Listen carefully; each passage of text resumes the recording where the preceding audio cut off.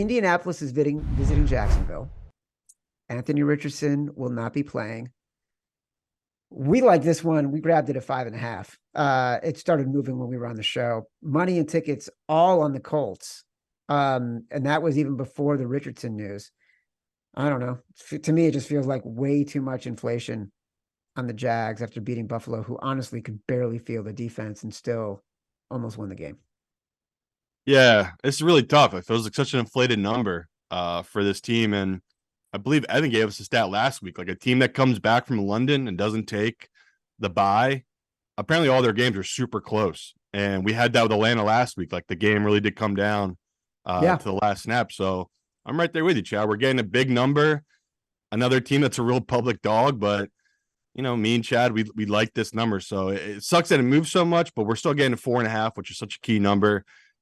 Of course, I'm going to bet that. I already had bet it. Like Chad said, I bet the 5.5, bet 5 yesterday. I'll bet the 4.5 again today. It's a big number for a matchup. We think it's going to come down to the fourth quarter. So how do you not take the points here against a Jaguars team that they've looked incredible for 2 weeks? But me and Chad said it, like that was in London. Now they're coming back home. Let's see if they can carry that momentum back home, where the last time they were at home in Jacksonville, they got blown out by Houston. So it seems like they're the kind of team that maybe they figure some things out here, but me and Chad don't bet on those kind of things. We bet on what we've seen and what we project, and this number should probably be 3.5.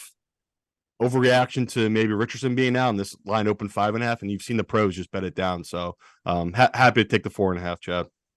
Yeah, I'm putting this one on the list. First game we're putting on the list as a potential entrant in our Faves 5. We talked about this on Sunday. Even when Minshew came in, I made a note.